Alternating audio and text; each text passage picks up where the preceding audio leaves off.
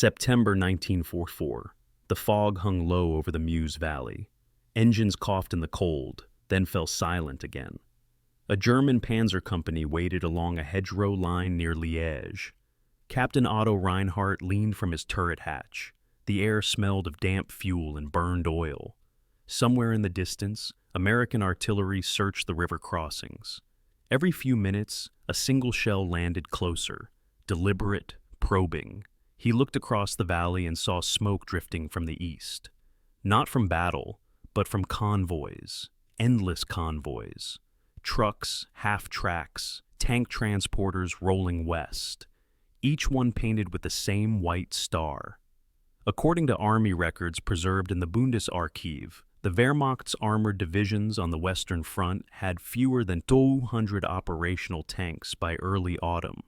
Most units were cannibalizing their own machines for spare parts. The men believed they were still the masters of armor. Panthers, tigers, the names carried myth. But radio intercepts began whispering a new truth. The Americans were producing Shermans faster than the Germans could destroy them. That idea sounded impossible. Factories did not move that fast. A tank was born from steel, sweat, and time. Every man in Otto's crew had seen how long that took. Then, one night, a signal officer arrived at the forward post.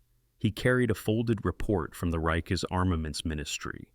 Otto read it under the red glow of the turret lamp. U.S. production, 1 M4 medium tank every 30 minutes. He stared at the number, waiting for the ink to shift into reason. 30 minutes. That was less time than it took his mechanics to change a gearbox, less time than it took to bury a comrade. Belief collapsed quietly, not with shock, but with weight. The report continued. By mid-1904, Detroit Arsenal alone had produced over 17,000 tanks. Ford's giant plant at Willow Run could assemble a bomber faster than a train schedule.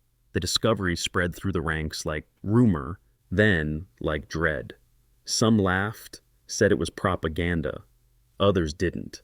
Across the line, American tankers replaced losses within days. Their columns seemed to regenerate overnight. Each sunrise brought new silhouettes on the ridge. One of Otto's men muttered, "They fight with factories, not with men." No one answered. According to U.S. Army Ordnance data, American industry was consuming more steel per week than Germany could refine in a month. What the Luftwaffe bombed in daylight, the Americans rebuilt by nightfall. Reinhardt radioed back to battalion command. "Enemy armor strength increasing. Request clarification of production estimates." Static answered first, then a weary voice. "Confirmed.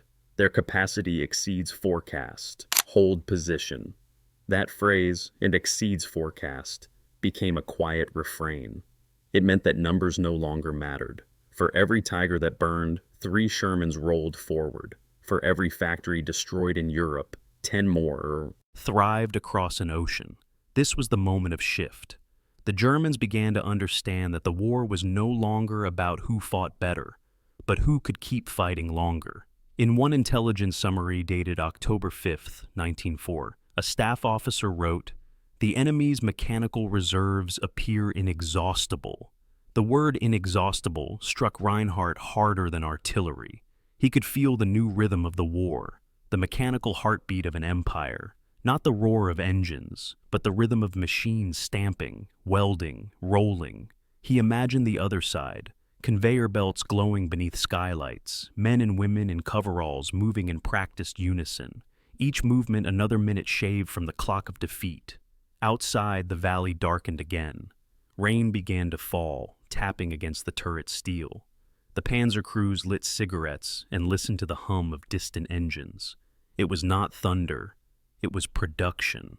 Silence returned, long enough for a man to hear himself think. Reinhardt looked at his hands, black with oil and frost. They trembled slightly. He whispered something that the others didn't catch. Later, his gunner wrote in his diary, "Captain says the Americans have built a war that never sleeps."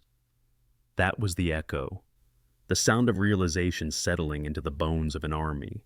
The war had changed tempo, from battles of courage to battles of arithmetic.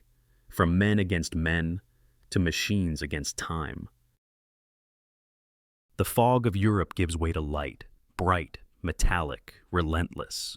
Sparks rise like fireflies inside the Detroit Arsenal tank plant. The sound is a heartbeat of hammers and hydraulic press. It is late 1940, before America enters the war. But already an idea is taking shape, that war can be fought with motion itself. The Arsenal, designed by Albert Kahn and operated by Chrysler, was the first plant built solely to mass-produce tanks.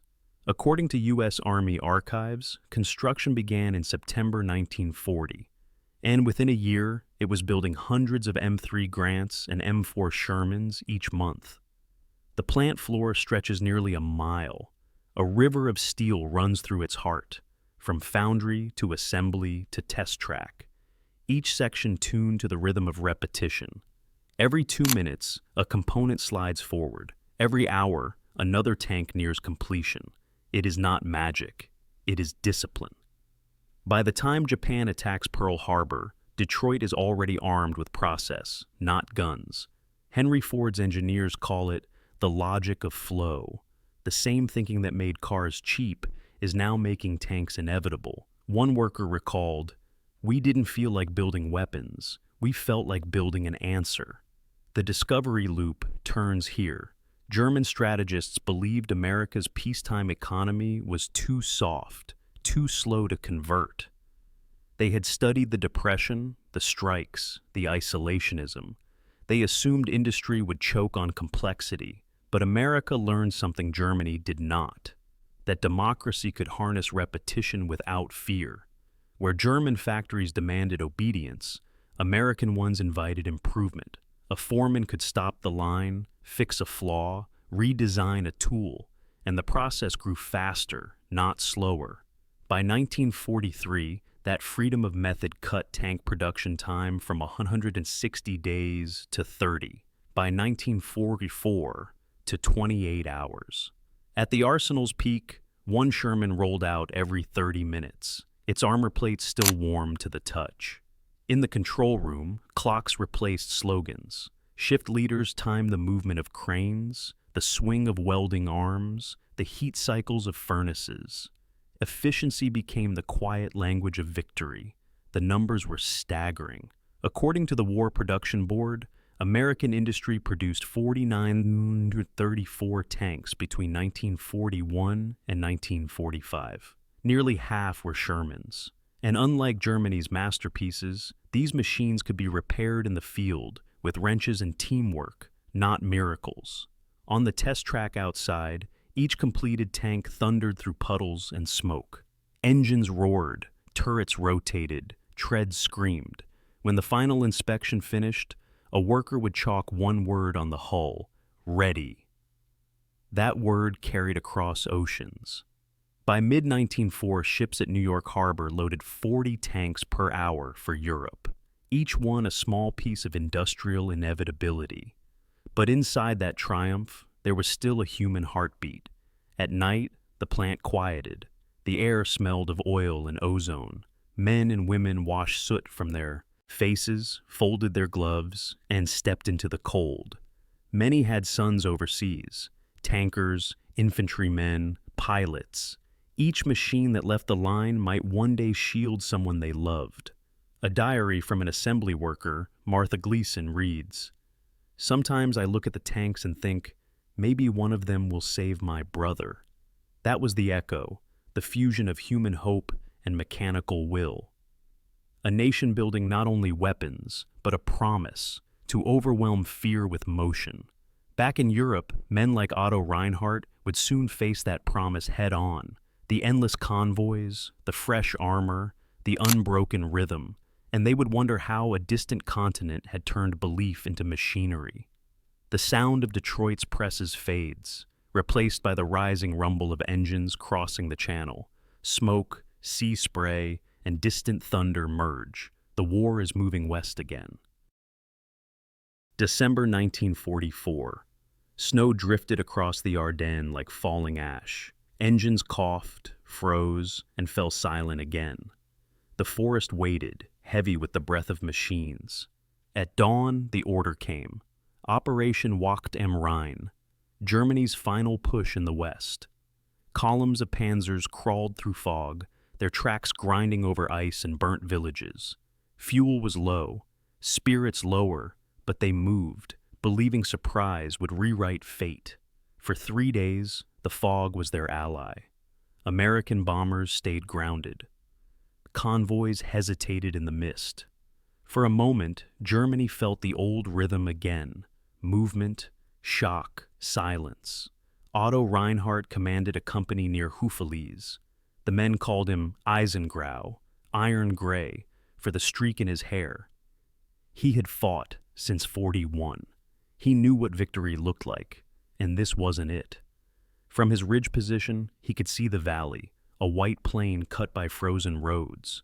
At first, nothing. Then, motion. Trucks, tanks, too many to count. He raised his binoculars. Through the glass, the horizon moved. Dozens of Shermans rolling in columns, their sides caked with snow and mud. He counted 50, then stopped. They kept coming. Behind him, one of his gunners muttered, "How many this time, Captain?"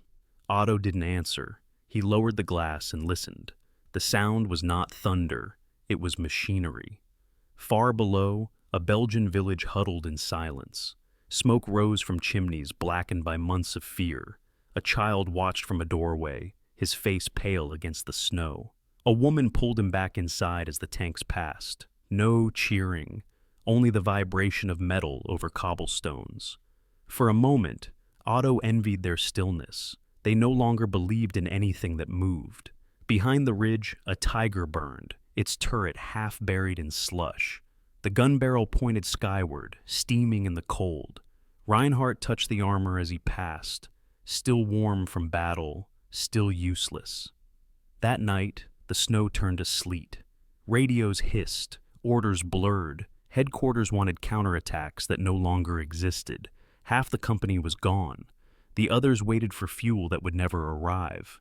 He wrote in his logbook, "Enemy armor endless, our pace measured in hours of fuel."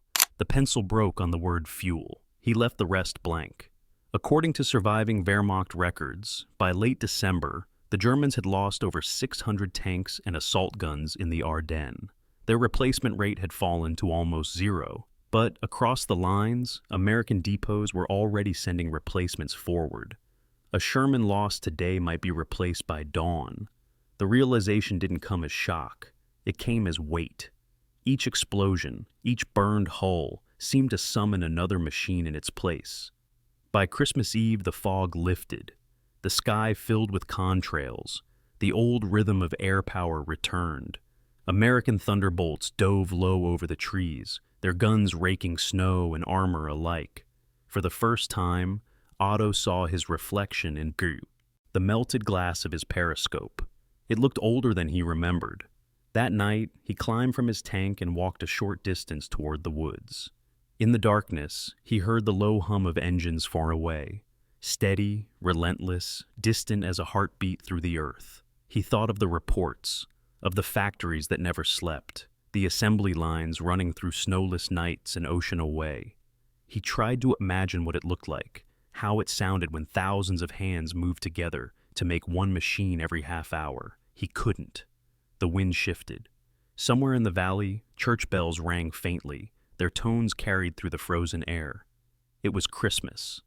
The sound mingled with the distant engines until one became indistinguishable from the other. Reinhardt exhaled into the cold. The smoke from his breath hung motionless, then vanished into the night. He turned back toward his tank. Snow began to fall again, light, endless, quiet, and beneath it, the road still vibrated with the approach of something unstoppable.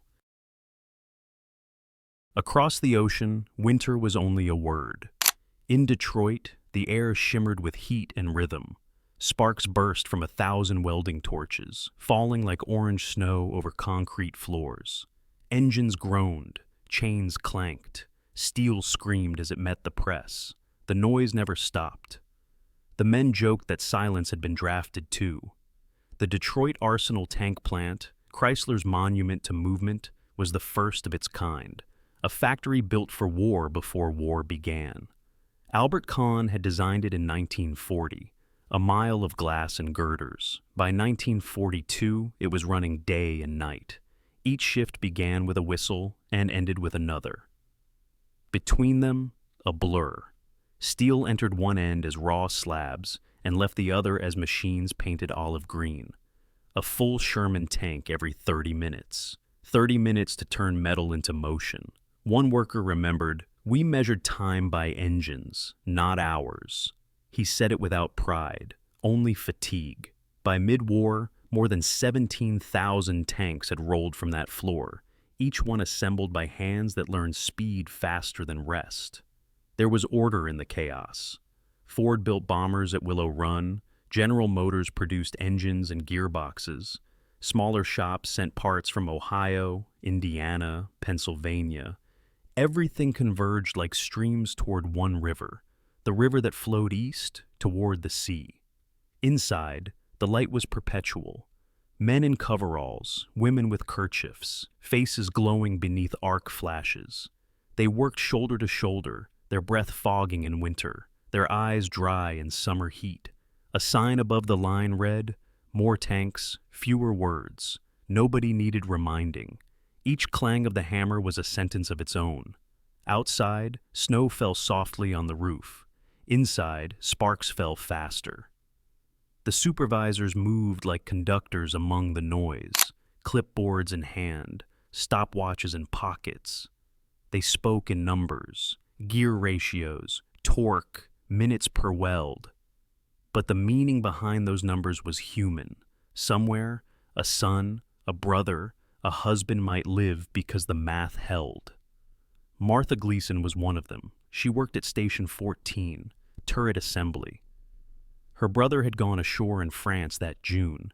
Each time she aligned a ring bearing, she whispered his name under her breath. Maybe this one will be his. By 1904, the plant had become a city. Food stalls, infirmaries, barracks, even chapels. More than 20,000 people moved to its rhythm. The machines didn't sleep, so neither did the workers. A newspaper reporter once asked a foreman, "How do you keep them going?" He shrugged. "We don't. The war does." That same year, halfway across the Atlantic, convoys began to form like clockwork. In New York Harbor, Liberty ships waited side by side, their decks gleaming with tank treads and crates marked USA. Floodlights turned the harbor silver. Cranes swung day and night. Every 12 hours, a ship departed east. According to the War Shipping Administration, by 1944, the United States launched one ship every 8 hours. The Atlantic, once a graveyard, had become a moving factory floor. German intelligence tried to measure it, but the data defied logic. By the time a report was printed, the numbers had already grown. Factories replaced what submarines destroyed before the wrecks had cooled on the ocean floor. In a letter home, an American dock worker wrote, "The tide we send is bigger than the tide that carries it." Back in Detroit, the whistle blew again. Shift change. Gloves hung drying above furnaces. Lunch pails clattered open. Someone turned on the radio. Glenn Miller, faint under the roar of presses. Outside, trains loaded with Shermans rolled east. Inside, sparks rose once more. The war had found its new front, a front made of steel, sweat, and will. And while men like Otto Reinhardt faced the consequences of that rhythm, the people here only knew one truth. To stop was to lose. So they kept moving, minute by minute, machine by machine, until motion itself became America's signature. March 1945. The Rhine glimmered beneath a dull gray sky. Smoke drifted low, carried by wind that smelled of oil and ash. Germany was breaking apart, not in one place, but everywhere at once. From the western bank, Captain Otto Reinhardt stood beside a burnt-out Panther. The tank's tracks were torn, its armor blistered. He had no fuel, no ammunition, only orders to hold if possible. But hold what? Even the river seemed to move against them now. Across the water, the Americans were crossing. Shermans, half-tracks, and trucks rolling over the Ludendorff Bridge at Remagen. The bridge shuddered under their weight, a metallic groan that carried across the valley. Otto watched through his field glasses. He saw the first line of tanks reach the far side, followed by another and another. A river once called impassable had become a road paved with steel. Reports had said the bridge would fall. It hadn't. Reports had said the Americans were exhausted. They weren't. He lowered the binoculars and exhaled through his teeth. The sound was barely louder than the wind. In his pocket, a tattered logbook. The last entry written in fading pencil: "Enemy armor endless. Our fuel gone." He had stopped adding dates. Dates no longer mattered when every day looked the same. Around him, the remnants of a company, 3 tanks, a handful of men. They scavenged for parts in the ruins, melting snow to drink, burning crates for heat. When planes passed overhead, they didn't bother to hide. There was nowhere left to go. That night, Reinhardt walked beyond the road and found a freight yard. It was full of unfinished machines: tank hulls, turret rings, engine blocks half buried in dust. Each one marked with chalk, due March 45. He brushed his fingers across the steel, cold, smooth, silent. He imagined them alive, rolling, firing, saving the war. And then he laughed under his breath. Too late, too slow. The sound startled him. He hadn't heard laughter in weeks. By the firelight, his gunner looked up. "Captain, do we fight tomorrow?" Reinhardt stared into the flames. "If they come, yes. If not, we wait." The boy nodded and went back to polishing a shell casing that would never be fired. According to the Reich's armament ministry, Germany had fewer than 300 operational tanks on the Western Front by March 1945. The United States fielded over 11,000. Numbers once used to plan battles had become epitaphs. The Americans called it logistics. The Germans called it a miracle. It was neither. It was motion, relentless, mathematical, human. When daylight came, the horizon moved again. Convoys spread like veins through the countryside, Shermans with white stars painted fresh, trucks piled with fuel drums, engineers mending bridges before the last tanks even crossed. Reinhardt watched them through binoculars once more. He felt no anger, only awe. A young private beside him whispered, "They never stop, do they?" Reinhardt shook his head. "They don't have to." By then, command had ceased to exist. Orders came late or not at all. The radio spoke only in fragments: static, codes, silence. Somewhere east, Speer's ministry promised new tanks, new weapons, a new chance. But those promises traveled slower than defeat. In April, the Allied bombers returned. They came at dawn, waves of silver light across the sky. The ground shook with every passing engine. When the noise faded, there was nothing left to repair. Factories in Kassel, Essen, and Hanover lay under blackened roofs. Smoke curled through windows where glass used to be. The war had devoured its own workshops. Men wandered through the ruins, touching the cold shells of machines that never lived. Reinhardt walked among them one afternoon. He ran his palm along a shattered Panther, its frame twisted, its turret frozen mid-turn. In the reflection of its blackened armor, he saw a man he barely recognized. Thin, gray, eyes hollow. He whispered to himself, "They fight with factories, not men." No one answered. That evening, he climbed a hill above the town. From there, he could see the Rhine again, a ribbon of silver beneath the smoke. On the far side, American vehicles stretched to the horizon.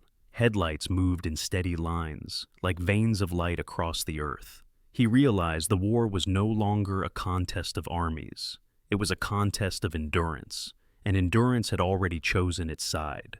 The sun dipped low. The valley went quiet except for one sound, a steady hum beneath the wind, the echo of engines that would not stop. He stood there until the light faded, until sound and silence became the same. By April's end, the last order he received was a single word: withdraw. He never wrote it down. There was nothing left to withdraw to. In the weeks that followed, Germany collapsed city by city, not in flames, but in fatigue. Engines cooled, roads emptied, and in that stillness, a strange peace began to take shape, the kind that follows when motion finally runs out. Otto Reinhardt's name disappeared from the records. His logbook was later found in a burnt-out vehicle near Kassel. The last page was blank. Only a grease stain remained, shaped faintly like a handprint. No one ever learned what happened to him, but his words survived, passed between Allied interrogators, copied into a quiet report. They did not defeat us with men. They defeated us with motion. The war was over, but its rhythm would outlive them all. June 1945. The guns were silent. Europe lay in dust and wire, but the factories, they still hummed. In Detroit, Chicago, Cleveland, machines slowed but never stopped. Workers turned from tank holes to tractors, from bombers to buses, as if peace were only another kind of production run. The sky no longer flashed with tracers, yet the sound of presses and cranes echoed with the same relentless rhythm. For soldiers returning home, the quiet felt unnatural. They had lived to the pulse of machinery, supply convoys, engines, radio static. Now the silence asked them who they were without that purpose. Captain Otto Reinhardt was never found, but others like him, captured officers, engineers, mechanics, were brought to Allied camps. Some were shown films of the American factories, rows of women welding, endless belts of tanks under skylights. Many wept. According to interviews recorded at the Nuremberg archives, one engineer whispered, "I did not know it was possible to make war like this." That was the final discovery loop. Belief turned into understanding. Understanding turned into silence. The war had revealed something larger than ideology, the power of organization, of freedom made efficient, of a nation whose weapon was not hatred, but scale. In Washington, strategists began to study that miracle. What had made it possible? Was it wealth, geography, or something buried deeper? The belief that every worker mattered, that creativity itself was a resource. The answer would shape the next century. As the GIs came home, they carried more than memories. They carried an unspoken truth. That industry, once awakened, never truly sleeps again. Factories retooled, cities expanded, the hum of the war economy became the hum of modern America. Highways, suburbs, refrigerators, all born from the same assembly logic that once built Shermans and liberators. But beneath that prosperity lived a quieter reckoning. How much of humanity can be mechanized before something essential disappears?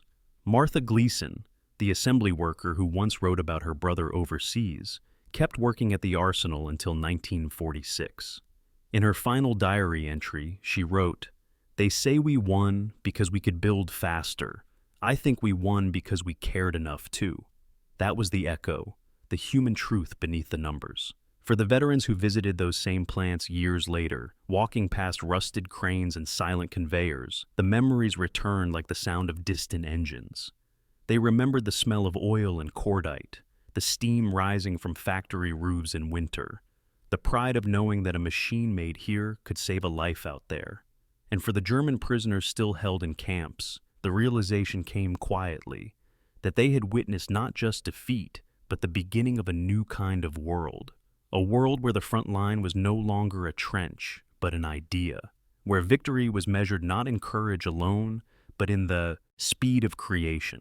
That was the legacy of the arsenal of democracy, a system born from necessity, tempered by freedom, and powered by belief. The numbers would fade into textbooks: 49,234 tanks, 5,000 ships, 300,000 planes. But behind each number was a heartbeat, a worker, a whisper of purpose. In time, the rust would claim the rails, the machines would fall silent, and grass would grow where steel once thundered. Yet somewhere, deep in that silence, the rhythm remained, the echo of a nation that once answered terror with motion, unity, and will. For those who came home, freedom was no longer a word. It was the sound of engines cooling at dawn, It was the stillness that follows relentless work. It was the promise paid in silence. And in remembering them, America remembers itself.